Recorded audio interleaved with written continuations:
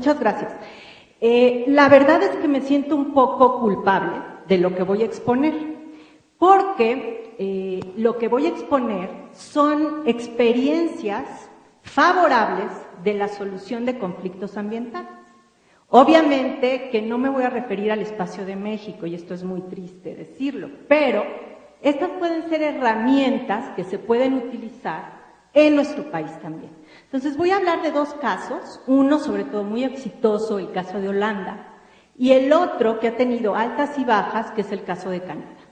Entonces la siguiente.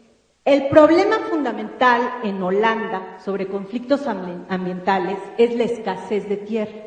Y esto es muy interesante porque Holanda, como pueden ver en las cifras, tiene 42,000 kilómetros cuadrados y 16 millones de personas. Quiere decir que la densidad de población por kilómetro cuadrado es de 480 habitantes. Una idea nada más para que se dé: en España tiene 80 habitantes por kilómetro cuadrado. Hay un dicho en holandés que es muy interesante. Ellos dicen: Dios creó el mundo y los holandeses creamos Holanda. ¿Qué significa esto? Significa que geográficamente Holanda tiene un riesgo permanente de inundaciones. El 26% de su territorio se encuentra por debajo del nivel del mar. Entonces, desde el siglo XVI, han logrado construir una política de ganarle tierra al mar.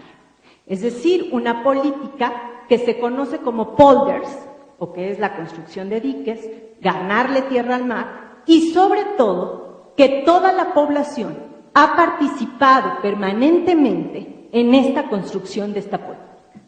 La siguiente. En 1980, y esto me parece relevante, Holanda toma una decisión de desarrollo y decide que va a ser la puerta de entrada de mercancías a Europa frente a la competencia de puertos como Singapur y Hong Kong. Tendría que poner en marcha un proyecto para reponer y establecer que Rotterdam iba a ser el punto de entrada de las mercancías a Europa y sobre todo la entrada de visitantes a Europa por el aeropuerto de Schiphol. Entonces, hay desde 1980 un proyecto nacional que obviamente se construye a partir de variables de planeación y de, obviamente, el cuidado ambiental.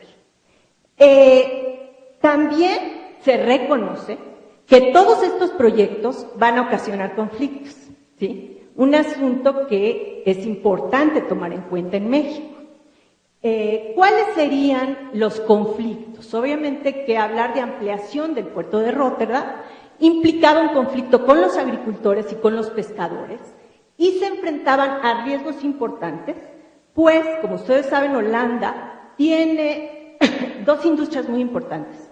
Una es la industria gasera y otra es la industria del petróleo. El segundo proyecto importante fue la extensión del aeropuerto de Schiphol. Y esto provocaba, sobre todo en la gente que vivía alrededor, problemas de contaminación sonora. Por último, y me parece el proyecto de construcción sobre planeación y ambiente, ellos detectan 5 ciudades muy importantes que constituyen el Randstand, o la traducción literal sería la herradura, en donde se va a fomentar el crecimiento urbano, pero desde una visión ambiental, y conservar un colchón de como una buffer zone para impedir que el crecimiento urbano atravesara los niveles ambientales. Ok. Canadá. ¿Cuáles son los principales problemas que se detectan, sobre todo en la provincia de Ontario? Y bueno, en general es una explotación masiva de los recursos naturales en Canadá, sobre todo la minería, los recursos forestales, la contaminación del agua, que esto está a nivel transnacional en la zona de los 7 lagos con los Estados Unidos, y un caso muy específico que no voy a hablar de él, pero que es muy interesante, que es el caso de Walter. Hay una gran extensión del territorio, que es una gran diferencia con Holanda, pero ellos sí tienen muy poca población, ¿no? Uno de los asuntos muy importantes que voy a hacer mención es que un problema fundamental en la negociación de conflictos en Canadá son los diferentes niveles de gobierno.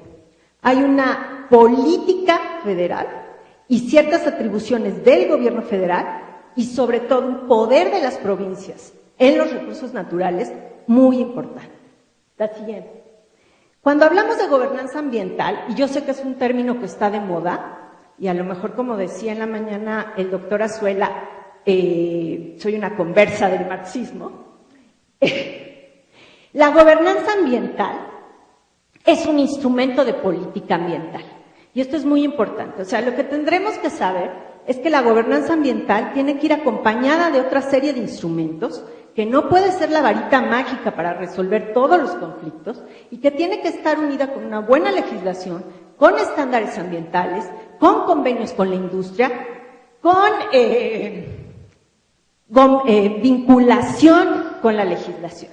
Entonces, cuando hablamos de gobernanza ambiental, estamos hablando de negociación entre stakeholders multinivel, es decir, estamos introduciendo la escala, que me parece muy importante, en donde los que participan son personas afectadas por el problema, pero que no solo se les consulta, sino que están en la mesa de negociación en la toma de decisiones.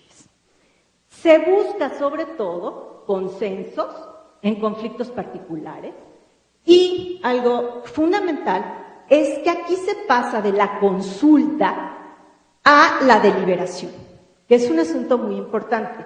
En México no conozco procesos todavía en donde la sociedad pueda deliberar con los otros, sino solamente se toma como consulta. Me parece muy importante destacar que la gobernanza ambiental tiene que ver con la escala, tiene que ver con lo local y cómo afectan esas decisiones de desarrollo en lo local.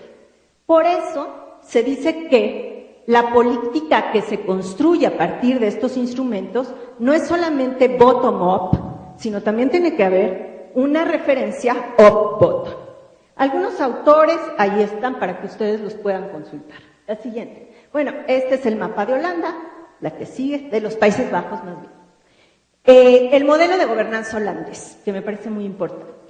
Holanda, al igual que la mayoría de los países, empieza su preocupación ambiental en los años 70, pero ahora hay un cambio muy importante en la legislación ambiental y en la política ambiental.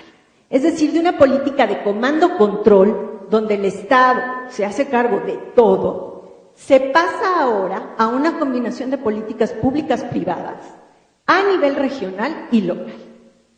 Es decir, de un modelo legalista y normativo, que fue característico de todos los países en los años 70, a una nueva filosofía directiva, donde se usan diversos instrumentos